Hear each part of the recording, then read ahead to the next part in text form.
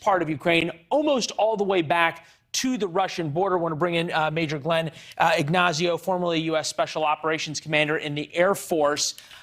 Still seems as though in large parts of this country, the Ukrainians have the momentum. Yeah, I mean, they have been phenomenal in everything that they've done, and they're so, driven as far as, protecting their home country. The other thing is a lot of the heavier artillery that has come in from NATO and the United States is something significant against the established forces and the tanks and a lot of the armor that the Russians have brought in. We talked about it over in the prior weeks with you that as Russia sort of try to close that gap down through Crimea, going into Mykolaiv, they're going to focus on Odessa. But it's really interesting how Ukraine is still trying to slice those tight connections that they have and break up that red that you saw on the map to the far east. But the Ukrainian people have just been phenomenal in this.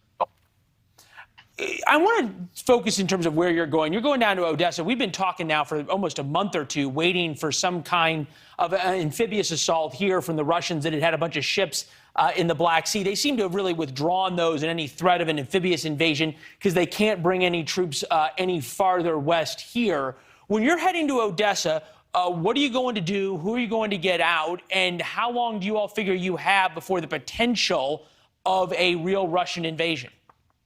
Sure, we're seeing the activity increase. You're seeing some more strikes, Mykolaiv, and also down to Kherson. And there's 20 ships that the Russian military has been, staging out there and doing various maneuvers. We also have that 1,500 in Moldova, 1,500 Russian troops and reserves.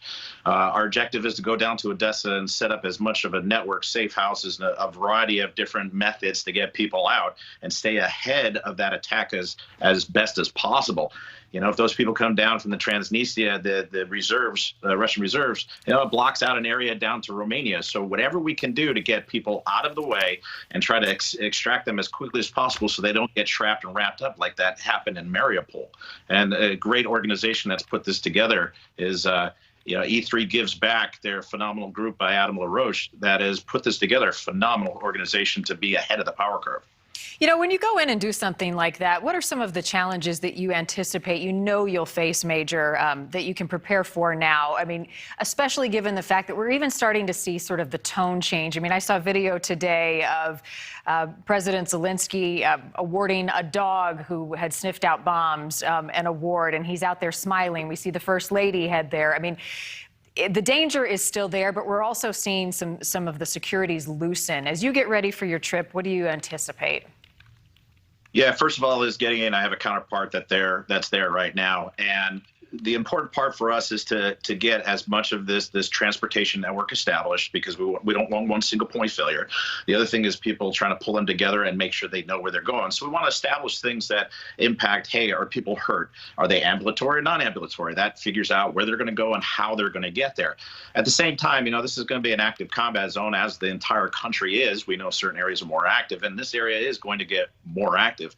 So my background in combat rescue and actually the folks I'm working with on the ground, this is what we do. And so the whole idea is to set up as much as we can, helping the Ukrainian people help themselves.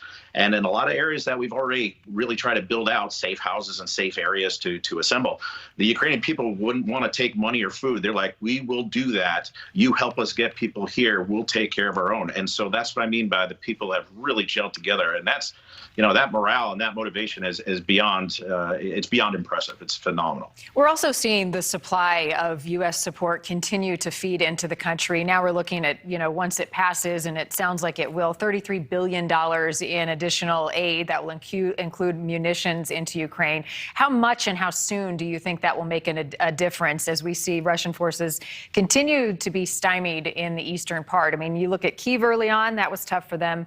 Even in the east, it hasn't happened as quickly as they thought. Do you think that aid will start to see things turn around for the Ukrainian people and the forces there? Yes, I believe so, and I believe it has been. I mean, you have most of that supply chain came, from the far, side towards Lviv, all the way across the country, which is like 700 miles.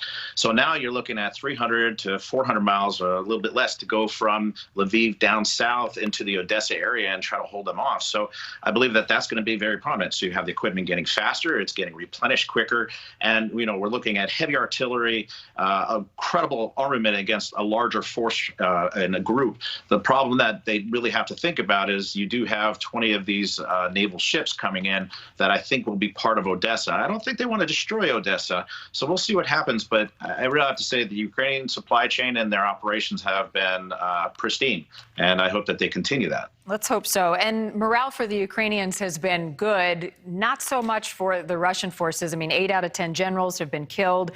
What are you hearing from your sources on how the Russian troops are doing on the ground as they go into another day of battle? Sure. The morale is definitely impacted.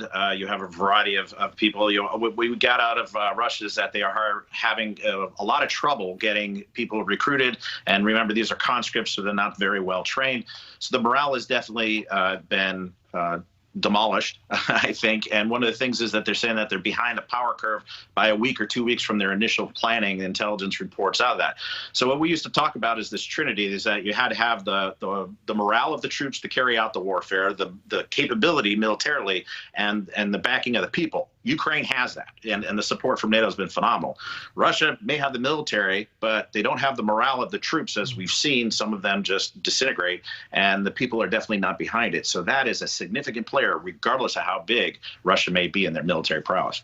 Well, we wish you only the best as you and your teams head over there. Be careful, and we'll be checking in with you. Retired U.S. Air Force Special Operations Commander Major Glenn Ignazio, always good to see you.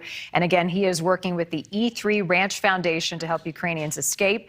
If you would like to donate to that charity, you can head to e3givesback.org. Major, safe travels to you. Godspeed. We'll see you when we get back. Take care. Bring back some stories. Thanks for watching. Click the red subscribe button below so you can get more of NewsNation's fact-driven, unbiased coverage.